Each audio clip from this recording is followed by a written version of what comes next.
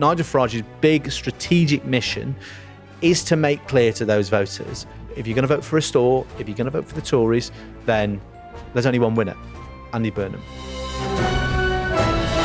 Latest YouGov poll, voting intention. We spent a lot of time talking about the polls last week.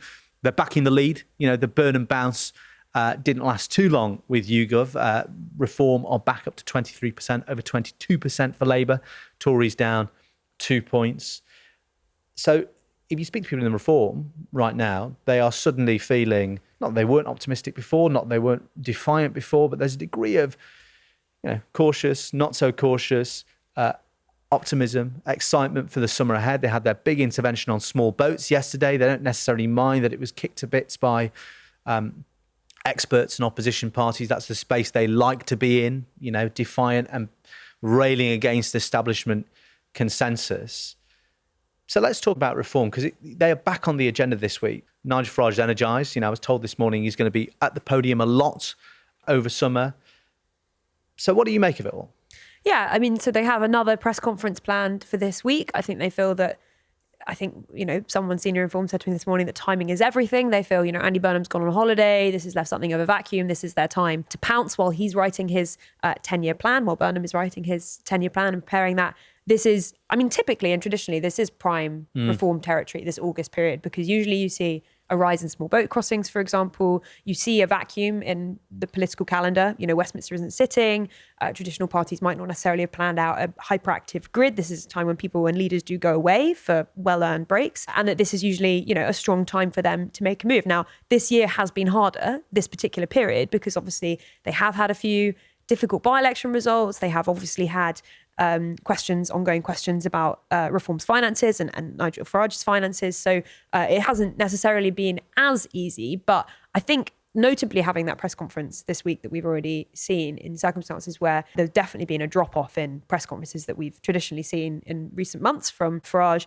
Clearly, they now feel confident enough to have him out there taking questions, talking about immigration and other issues on the front foot. And so for that reason, the conversations I've been having, people are pretty chipper. And part of that is, as you say, the poll, a single point that is symbolic insofar as it symbolises a short Burnham bounce in their view. Also would point to Clacton, where they think they're doing spectacularly well in the polling. I think the most recent Survation poll had Farage on 57 points, I think it was. Well, it's interesting. So the Survation poll you mentioned, which was in the Times on Monday by Survation for Mandate Research, two really interesting questions there. The first is the actual existing list of candidates, right? So Farage was on 72%, Count Binface was on something like 22%, everybody else was nowhere. But the poll Reform people are really excited about, as you say, is the one where it gave voters a choice of, okay, say all the main parties are running. And it showed that Farage had increased his share of the votes in that hypothetical matchup from 46% in 2024 to 57%. The Tories were down to 11%, down something like 17 points, and Labour were nowhere as well, right? So in Reform's view, it's like, well, of course you didn't want to run against us, because actually in seats like this, you are absolutely nowhere. That is their view. And to be honest with you, it is outside of London, the South, the more money parts of the Southeast. It's absolutely true. As much as we are talking in Westminster about a reversion to the mean of two-party politics, go out there in the country, look at actually existing elections. The one you mentioned Colin Sutton earlier, Norfolk Police and Crime Commissioner. I mentioned this on the podcast last week. The Tories are nowhere in that as well. And yes, it's only a Police and Crime Commissioner election, but actually existing elections, the Tories are nowhere. And Reform outside of London, the Tories are nowhere. And yes, there are pockets of the country where the Tories are in rude health, Aberdeen, London, right? But, it's tricky for them. Yeah, it is. And I think, Colin Sutton is a very good example of someone that Reform feel very proud of having brought into the fold. So certainly it feels like they're trying to get more on the front foot at the moment. They also feel that, some of the coverage around the Greater Manchester mayoral election has not been massively fair, insofar as, in their view, 8.7% for Restore is actually not as significant as it should have been in circumstances where they gave them a free run, and actually it should have been higher. So I think there's a lot of bullishness from them on these questions at the moment. I don't think it's an easy run, but it certainly does feel that there's a kind of newfound confidence going into this summer. And I think you're right to say that it doesn't really matter to them on the boats specifically that people were, questioning the ins and outs of the policy. They feel like they were top of the news yesterday morning. They were top of the news yesterday evening, and that's what Reform does well. Well, we should talk about Restore, who you just mentioned, because Nigel Farage was asked about this in the press conference yesterday. Rupert Lowe, after the Greater Manchester mayoral by-election, in which, as you say, Restore won 8.7% of the vote, comes on the back of a similar showing in Makerfield. They beat the Tories in Greater Manchester, Restore, albeit on a low turnout in the 20s. But still, this is a political party that did not exist in any meaningful sense 6 months ago. It is, to a large extent, they've got lots and lots of members, many of whom I saw out of the doors when I took a trip around the towns of Makerfield. But afterwards, Rupert Lowe did something unexpected. He made a video and put it on his socials in which he said, I'm making a big, bold offer to Nigel Farage. Let's work together. Let's unite the right. Gave him a laundry list of policies to sign up for. And Nigel Farage's response was sort of like a study in constructive ambiguity, because you could read it. At no point did he say yes. At no point did he explicitly say no. But there was if you were a Restore voter, a Restore inclined voter, or a Reform, Restore curious voter, reading that, you think, what exactly is going on here? Because he's not saying he hates Rupert Lowe. He's not saying, I'll never work with you ever. It wasn't quite emollient, but it wasn't hostile either. I mean, I'm told basically that the whole point of that statement is, Nigel Farage did not expect to work constructively with Rupert Lowe. Right after he gave his press conference yesterday, he said, Rupert Lowe we were meant to talk on the phone yesterday. We never spoke. Rupert Lowe tweets a screenshot of their WhatsApp conversation in which Farage says at about 10:30 in the morning, I'll call you later, will call later, verbatim, and he never gets a phone call. So I don't think there's any serious expectation of Reform that this deal is going to get off the ground. I think there's a lot of bad blood there. I think there's a real distrust there. It's not constructive, but what do Reform want?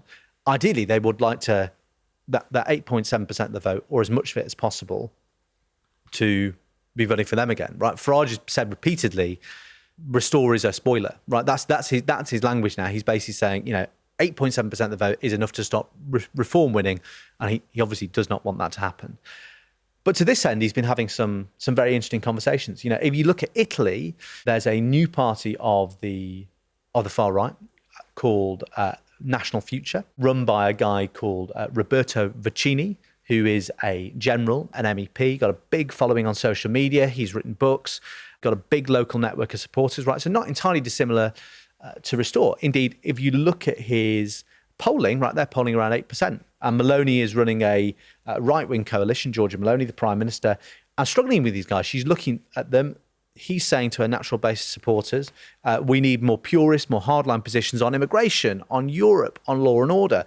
So there is a symmetry there. And I think we both picked up, Lara, that is something Nigel Farage is thinking about. Yeah, so I think it's clear that he's having these conversations with Maloney about this kind of new multi-party politics. Though we should say that we did get a statement from Farage, who told us, I never discuss in public any private conversations that I have. But very interesting, I think, what you're saying, because clearly he is looking to a new political landscape now, and to some degree has accepted that perhaps this is a new reality. I think I'm also picking up a level of quite extreme skepticism, I think it's fair to say, about the possibility of this deal getting off the ground. That something really huge would have to change from Restore's perspective to make it possible for Reform to actually go along with anything like that. But I think they're clear they don't want to close the door on that completely. But there's a lot of presentational kind of questions at play here, isn't that? You don't want to be the one that looks like you're closing the door on a deal, and yet clearly it's not at the moment necessarily, I don't think, in Farage's interest, in circumstances where, as you say, what he would have to do to get that deal over the line would be pretty catastrophic for the internal workings of the Reform Party. Yeah, and his strategic imperative electorally is to say to voters on the broad right who, and actually that might be an unhelpful way to think about it, because one anecdotal thing from the Greater Manchester mayoral election from people who were at the count was they were looking at, because it was a 2-round preferential system, they were looking at ballots and saying, oh God, there are a lot of Tory first preference, Labour second preference votes here, right? So it depends whether you think the right runs from the Tories to Restore with Reform in the middle, or there's something slightly different going on and remaining Tory voters are just as motivated to vote against Nigel Farage as they are to vote against the Labour Party, and indeed might have a stronger aversion to Nigel Farage as Prime Minister in some places. But strategically, whether you're talking about reform and the Tories or reform and restore, Nigel Farage's big strategic mission is to make clear to those voters, if you don't vote for me when the rubber hits the road, if you're going to vote for restore, if you're going to vote for the Tories, then there's only one winner, Andy Burnham.